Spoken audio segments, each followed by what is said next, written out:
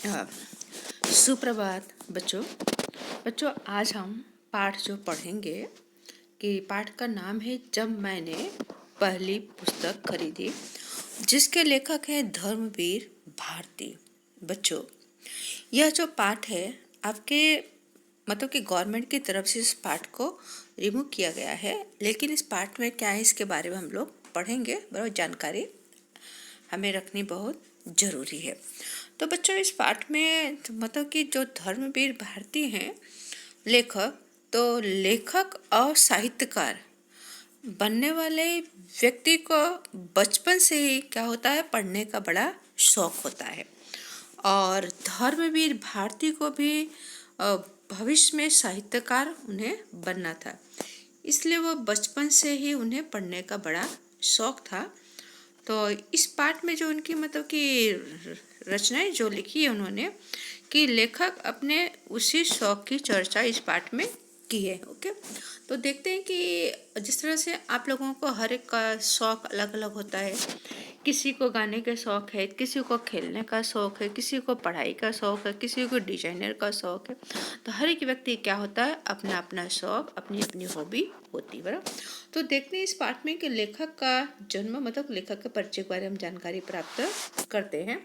तो लेखक जो है धर्मवीर भारती का जन्म 25 दिसंबर 1926 ईस्वी को इलाहाबाद यानी उत्तर प्रदेश में हुआ था। इलाहाबाद विश्वविद्यालय यानी यूनिवर्सिटी से उन्होंने MA, master of arts, PhD, doctor of philosophy की डिग्री उन्होंने प्राप्त की। और उसके बाद हिंदी विभाग के प्राध्यापक के पद पर नियुक्त हुए। फिर 1960 से 1988 तक धर्मयुग जैसी प्रतिष्ठित साप्ताहिक का संपादन कार्य किया। कि बच्चों, जो धर्मयुग है, धर्मयुग क्या है, एक पत्रिका है, बराबर, एक मैगजीन है, और वो सप्ताह में एक बार वो निकलती। तो उसमें भी उन्होंने क्या किया, अपना योगदान दिया है। उन्होंने देश विदेश की यात्राएं भी की। भारत सरकार ने उन्हें पद्म श्री से क्या किया, सम्मानित किया। और साहित्य सेवा के लिए उन्हें व्यास सम्मान से अलंकृत किया गया, उन्हें सम्मान दिया गया, उन्हें संवारा गया। तो धर्मवीर भारती नई कविता के श्रेष्ठ कवि, उपन्यासकार, कहानीकार और निबंधकार थे। अंधायुग ये उनकी रचनाएं हैं, बराबर। तो उन्होंने उपन्यास भी लिखा, कहानी भी लिखी और निबंध के स्वरूप में उन्होंने विस्तार से वर्णन किया है। उनके जो रचनाएं हैं, अंधायुग, कनुप्रिया, सात गीत, वर्ष, ठंडा लोहा उनके काव्य संग्रह हैं। काव्य नाटक धर्मयुग उनकी सर्वश्रेष्ठ रचना है। गुनाहों के देवता, सूरज का सातवां घोड़ा तथा 11 सपनों का देश उनके प्रमुख उपन्यास हैं। गुल की बन्नो, बंद गली का आखिरी मकान आदि उनकी कहानी का हिंदी की नई कहानी में विशिष्ट स्थान है। ठेले पर हिमालय और पश्यंती उनके निबंध संग्रह है। तो बच्चों, इस पाठ में जो मतलब कि लेखक जो कहना चाहते हैं, तो यहाँ पर लेखक का कहने का तात्पर्य है कि धर्मवीर भारती जी ने अपने बचपन के दिनों की बातों को हमारे सामने रखे। उनका बचपन गरीबी में बीता, लेकिन उनको पढ़ने का बड़ा शौक था। स्कूल में इनाम में 2 किताबें मिली। पिताजी ने अपनी अलमारी में उन्हें जगह देकर लेखक की अपनी लाइब्रेरी बना दी। वहां से लेखक को किताबें इकट्ठा करने की धुन सवार हो गई। माँ ने पिक्चर देखने के लिए कितने रुपए थे, दिए थे 2 रुपये। लेकिन लेखक का मन पलट गया ने मन बदल गया, और वे पुस्तक की दुकान में से 10 आने की, कितने मान 2 रुपये थे, उसमें 10 आने से का उन्होंने कौन सी किताब ली, देवदास नाम की पुस्तक उन्होंने खरीदी। और लेखक ने अपने पैसे से खरीदी हुई वह पहली किताब थी। इस पाठ में लेखक ने जीवन में पुस्तकों के महत्व पर प्रकाश डाला है कि अच्छी किताबें पढ़ने से उसका प्रभाव मनुष्य के जीवन में क्या पड़ता है। तो बच्चों, इस पाठ का जो सारांश है इस पाठ में, मतलब कि भारती जी के पिता जो थे धर्मवीर भारती के, वो सरकारी नौकरी करते थे और उन्होंने अच्छा पैसा कमाया। बाद में गांधी जी ने अब देश की आज़ादी के जब आंदोलन शुरू किए तो उनके पिता ने क्या कि सरकारी नौकरी छोड़ दी। और इनकी जो माता जी थी वो एक कन्या विद्यालय का संचालन करती थी और पिता उनके आर्य समाज रानी मंडी के प्रधान थे। और परिवार की आर्थिक स्थिति अच्छी नहीं थी, परंतु इनके घर में पत्र पत्रिकाएं नियमित आती थी। आर्यमित्र, साप्ताहिक, वेदोदय, सरस्वती और गृहिणी, दो बाल पत्रिकाएं, बाल सखा और चमचम एक खास किसके लिए, धर्मवीर भारती जी के लिए मंगाए जाते थे। धर्मवीर भारती की जो प्रिय पुस्तक थी वह थी आर्य समाज संस्थापक स्वामी दयानंद की जीवनी सत्यार्थ प्रकाश। अगर बच्चों आपको सत्यार्थ प्रकाश मिल जाए तो उसे पढ़ना, वो बहुत अच्छी किताब है, बराबर। और स्वामी दयानंद के व्यक्तित्व में उनके जीवन की घटनाओं से लेखक बहुत प्रभावित हुए, बराबर। जब उन्होंने आर्य समाज की पुस्तक पढ़ी तो सत्यार्थ प्रकाश, तब उन्हें तब वो स्वामी दयानंद की तरफ आकर्षित होने लगे। तो इनकी जो माँ थी, इनकी माँ को बहुत चिंता रहती थी धर्मवीर भारती को लेकर के कि बेटा स्कूली पढ़ाई ना करके बाकी सारी किताबें पढ़ता रहता है। जिस तरह आम माता पिता को चिंता होती है कि मेरा बच्चा मतलब कि सभी किताबें पढ़ता लेकिन जो मेन है उसके कक्षा की पढ़ाई करने को पढ़ाई करता नहीं है, तो माता पिता क्या परेशान हो जाते हैं। तो उसी तरह धर्मवीर भारती के माँ भी बहुत चिंतित रहती थी क्योंकि धर्मवीर भारती अपनी कक्षा की किताबें नहीं पढ़ते थे, बाकी दूसरी किताबें बहुत पढ़ते थे। भारती जी मतलब कि कक्षा 2 तक पढ़ाई घर पर ही की थी और पिता नहीं चाहते थे कि नासमझ उम्र में लड़का गलत संगति में पड़ जाए। यानी कि कक्षा 2 तक उनको घर का ही कहते हैं ना कि पारिवारिक ज्ञान, पारिवारिक शिक्षा दी गई। तो पहली जो शिक्षा होती है बच्चों, वो घर की शिक्षा होती है। तो स्टैंडर्ड 6 तक धर्मवीर भारती को घर पर ही पढ़ाया गया और उनके पिता भी नहीं चाहते थे कि गलत लोगों के संगत में पढ़ कर के गाली गलौजो सीखे, बराबर। और जिसकी वजह से उनके स्कूल में तीसरे दर्जे में क्या हुआ, उनको एडमिशन दिलाया गया। और जिस दिन भारती जी स्कूल में भर्ती हुए उस दिन की शाम को पिता ने लड़के को अनार का शरबत पिलाया और यह वादा कराया कि पाठ्यक्रम की जो किताबें हैं वे ध्यान से पढ़ें और माँ की जो चिंताएं उन चिंताओं को दूर करें। इनाम में 2 पुस्तकें थी। 5वें दर्जे में भारती जी फर्स्ट आए। अंग्रेजी में उन्होंने सबसे ज़्यादा अंक मिले थे, इसलिए इनाम में 2 किताबें उन्हें मिली। और एक पुस्तक में बच्चे घोंसले की खोज में और बागों और कुंजों में भटकते हैं। दूसरी पुस्तक जो थी ट्रस्ट द रग, जिसमें नाविकों और मछलियों के बारे में रोचक जानकारी थी।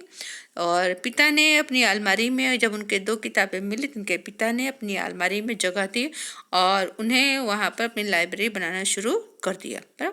और इलाहाबाद में 2 पुस्तकालय थे। ईस्ट इंडिया कंपनी द्वारा, जो आप लोग SS में पढ़ते हैं, 1600 ईस्वी में ईस्ट इंडिया कंपनी की जो स्थापना हुई, तो स्थापित पब्लिक लाइब्रेरी और महामना मदन मोहन द्वारा स्थापित भारती भवन, एक छोटी लाइब्रेरी लेखक के मोहल्ले के हरि भवन में थी। स्कूल से छूटने पर वहाँ जाया करते थे। इस तरह से इस पाठ का सारांश है, बराबर। तो इस पाठ को हम देख लेते हैं। यहाँ पर कि जो पाठ है यहाँ पर देखते हैं कि बचपन की बात है, उस समय आर्य समाज का सुधारवादी आंदोलन पूरे जोर से था। पिता आर्य समाज रानी मंडी के प्रधान थे और माँ ने स्त्री शिक्षा के लिए आदर्श कन्या पाठशाला की स्थापना की। तो उनके पिता की जो विचारधारा थी, कैसी विचारधारा थी, आर्य समाज के और सुधारवादी, और उनकी माता भी क्या थी, कन्या पाठशाला की उन्होंने स्थापना की। तो उस समय महिलाओं को पढ़ने को उतना मतलब कि उतनी आज़ादी नहीं थी। इनकी माँ ने मतलब कुछ तरह की संस्था जो शुरू की कि जिससे लड़कियों को पढ़ाया लिखाया जा सके। पिता की अच्छी खासी सरकारी नौकरी थी। बर्मा रोड जब बन रही थी तब बहुत कमाया था उन्होंने, लेकिन मेरे जन्म के पहले ही गांधी जी आह्वान पर उन्होंने सरकारी नौकरी छोड़ दी और हम लोग बड़े आर्थिक कष्टों से गुजर रहे थे। फिर भी घर में नियमित पत्र पत्रिकाएं आती थी। आर्यमित्र, साप्ताहिक, वेदोदय, सरस्वती, गृहिणी और 2 बाल पत्रिकाएं, खास मेरे लिए बाल सखा और चमचम उनमें होती थी। परियों, राजकुमारियों, दानव, सुंदर राजकन्याओं की कहानियां और रेखा चित्र पढ़ने की चाह लग गई थी। हर समय पढ़ता रहता था। खाना खाते समय थाली के पास पत्रिकाएं रखकर पढ़ता। अपनी दोनों पत्रिकाओं के अलावा भी सरस्वती और आर्यमित्र पढ़ने की कोशिश करता।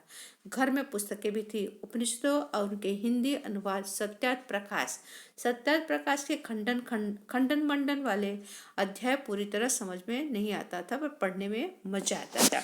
मतलब कि सत्यार्थ प्रकाश जो था कि अनेक भागों में वो विभाजित था, जिससे उनको पढ़ने में थोड़ी तकलीफ होती थी, फिर वो पढ़ने की कोशिश करते थे। ओके, और छोटे थे लेकिन इनके आर्थिक स्थिति अच्छी नहीं थी, गरीबी में इनका बचपन बीता। लेकिन इनके घर में क्या थी, पत्र पत्रिकाएं आती थी, जिससे बच्चों को अच्छी शिक्षा इनके माता पिता देने की कोशिश की। ओके, फिर उसके बाद है कि यहाँ पर लेखक बता रहे हैं कि मेरी प्रिय पुस्तक थी स्वामी दयानंद की एक जीवनी। बराबर, तो लेखक की प्रिय पुस्तक कौन सी थी? स्वामी दयानंद की जीवनी। बराबर, रोचक शैली में लिखी गई, रोचक यानी सुंदर शैली में और लिखी गई, अनेक चित्रों से सुसज्जित थी। जो किताब थी उस किताब में क्या थे, तरह तरह के चित्र दिए हुए थे, जिससे चित्रों को देख करके पढ़ने की इच्छा होती थी। तत्कालीन पाखंडों के विरुद्ध अदम्य साहस दिखाने वाले अद्भुत व्यक्तित्व थे। यानी कि उस समय क्या था कि लोग मतलब वो बाहरी दिखावा अधिक होता था, बराबर, ढोंगी लोग होते थे और अदम माने कि जो दबाया ना जा सके, बराबर, ऐसे लोग भी होते, जोर शोर से अपना दिखावा करते रहते थे, अंधविश्वास में लोग जीते थे। तो कितनी भी रोचक घटनाएं थी, उनके जीवन की कुछ बातें प्रभावित करती हैं कि चूहे को भगवान का मीठा खाते देख कर मान लेना कि प्रतिमाएं भगवान नहीं होती, घर छोड़कर भाग जाना, तमाम तीर्थों, जंगलों, गुफाओं, हिम शिखरों पर साधुओं के बीच घूमना और हर जगह इसकी तलाश करना कि भगवान क्या है, सत्य क्या है। जो भी समाज विरोधी, मनुष्य विरोधी मूल्य है, रूढ़ियां हैं, उनका खंडन करना, अंत में अपने हत्यारे को क्षमा कर उसे सहारा देना, यह सब मेरे बाल मन को बहुत रोमांचित करता था। यानी कि जब वो छोटे थे तो मतलब उन्होंने देखा कि भगवान की मूर्ति है, भगवान की मूर्ति पर चूहा घूम रहा है और जो प्रसाद रखा हो प्रसाद भी चूहा खा रहा है। तब इन्हें विश्वास हुआ कि प्रतिमा में भगवान नहीं है और फिर उन्होंने क्या किया, घर छोड़ करके वो भाग निकले, तीर्थ यात्रा करने लगे, जंगलों में गए, गुफाओं में गए, बर्फ मतलब कि हिमालय पर्वत पर गए, साधुओं के बीच में उन्होंने रहना शुरू किया कि भगवान क्या है, भगवान कहाँ है, सत्य क्या है, क्या भगवान प्रतिमाओं में है। और उन्होंने समाज का क्या किया, विरोध करना शुरू कर दी कि समाज की जो प्रथाएं थी कि मूर्तियों में भगवान है, रूढ़िवादी समाज में, तो उन्होंने क्या किया, उसका भी खंडन किया। यानी खंडन किया या नहीं कि पुरानी जो मान्यताओं को उन्होंने क्या किया, विरोध करना शुरू किया और उसे गलत साबित किया। बराबर, क्या किया, गलत साबित किया। और फिर मतलब कि उन्होंने अपने बाल मन में उन्होंने क्या, अपने आप को बहुत तलाशने की कोशिश की। यहाँ पे एक शब्द एक रोमांचित करता था, रोमांचित करता ने कि रोए खड़े कर देने वाला, ऐसी उनके मन में बहुत तरह तरह की बातें इकट्ठा हुआ करती थी। ओके, और फिर उसके बाद यहाँ पे कि माँ स्कूली पढ़ाई पर जोर देती, चिंतित रहती कि लड़का कक्षा किताबें नहीं पढ़ता, खास अब पास कैसे होगा, कहीं खुद साधु बनकर फिर न भाग गया तो। पिता कहते हैं जीवन में यही पढ़ाई काम आएगी, पढ़ने दो। मैं स्कूल नहीं भेजा गया, शुरू की पढ़ाई के लिए घर मास्टर रखे गए थे। पिता नहीं चाहते कि नासमझ उम्र में मैं गलत संगति में पढ़ कर गाली गलौज सीखूं, बुरे संस्कार ग्रहण करूं। अतः स्कूल में मेरा नाम लिखाया गया। जब मैं कक्षा 2 तक की पढ़ाई घर पर कर चुका था, तीसरे दर्जे में भर्ती हुआ। उस दिन शाम को पिताजी उंगली पकड़ मुझे घुमाने ले गए। लोकनाथ की एक दुकान में ताजा अनार का शरबत मिट्टी के कुल्हड़ में पिलाया और सर पर हाथ रखकर बोले, वादा करो कि पाठ्यक्रम की पढ़ाई भी इतनी ध्यान से पढ़ोगे। बराबर, तो जब वो कक्षा 3 में उनका एडमिशन होता है और उसके बाद फिर वो उनके पिताजी उनको घुमाने के लिए लेके जाते हैं और घुमाने के साथ साथ उनको एक दुकान पर लेके जाते हैं कि जिसका नाम है लोकनाथ। वहाँ पर उनके अनार, जैसे आप लोग कहते हैं दाड़म, का उन्हें मिट्टी के कुल्हड़ में उन्हें पिलाते हैं और कहते हैं कि तुम मुझसे वादा करो कि जो आपके पाठ्यक्रम की किताब है वो भी क्या करेंगे, आप पाठ्यक्रम की किताब भी पढ़ेंगे और माँ की जो चिंता, उस चिंता को क्या करेंगे, आप दूर करेंगे। बराबर, तो उनके पिताजी मतलब उन्हें समझाते हैं। और फिर अपनी माँ की चिंताओं को क्या करते हैं, दूर करते हैं। उनका आशीर्वाद था या मेरा तोड़ परिश्रम कि तीसरे चौथे में मेरे अच्छे नंबर आए। बराबर, 5वें दर्जे में तो फर्स्ट आया। माँ ने आंसू भर के गले लगा लिया और पिता मुस्कुराते रहे, कुछ बोले नहीं। गले लगाने मुहारा ने बहुत प्यार जताना या प्यार प्रकट करना। ओके, जब वो 5वें दर्जे में आए तो क्या हुआ कि वो फर्स्ट रैंक लाए। तो माँ को चिंता रहती थी, इन्होंने अपनी माँ की चिंता क्या किया, इन्होंने अपनी माँ की चिंता दूर की और जी जान से उन्होंने पढ़ाई करना शुरू कर दिया। और जब कक्षा 5 में आए तो फर्स्ट रैंक अपनी क्लास में आए और माँ की खुशी का ठिकाना न रहा।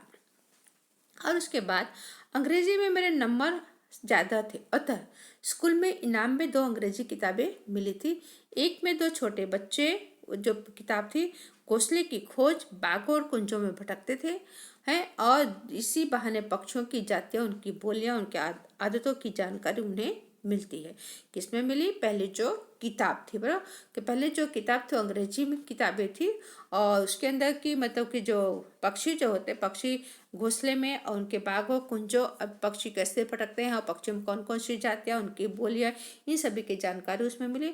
और दूसरी जो किताब थी ट्रस्ट द रग, जिसमें पानी की कथाएं थी।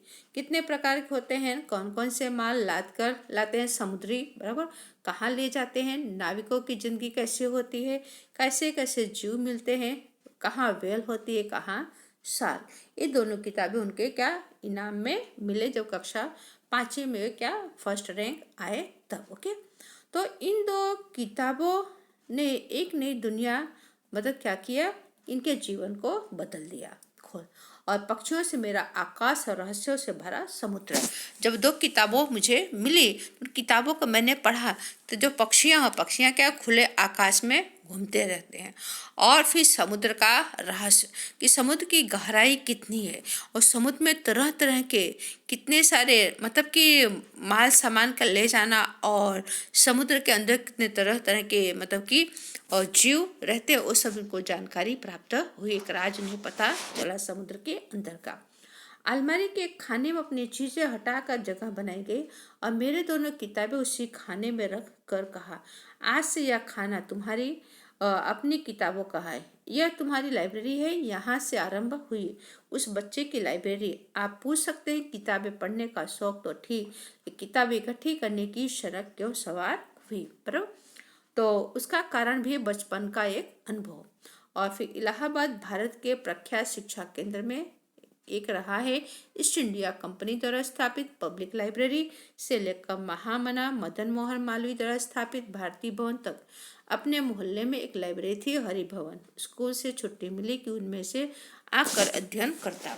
यानी कि बच्चों इस पाठ में पूरा कहने का तात्पर्य यह है कि जब भी आपको समय मिले आप भी तरह तरह की किताबें पढ़िए और ऐसी किताबें पढ़िए कि उस किताबें के द्वारा आप अपने जीवन का निर्माण कर सके। यानी आपका जो गोल है, जो भविष्य, आपको कौन सी दिशा में जाना है, आपकी रुचि क्या है, उस दिशा की तरफ ऐसी किताबें पढ़िए और जिससे आपके जीवन के एक नया मार्गदर्शन मिले। जिस तरह धर्मवीर भारती बचपन से तरह तरह की किताबें पढ़ा करते थे, बराबर, तो वैसे ही और किताबें क्या हैं कि हमारे सच्चे मित्र हैं।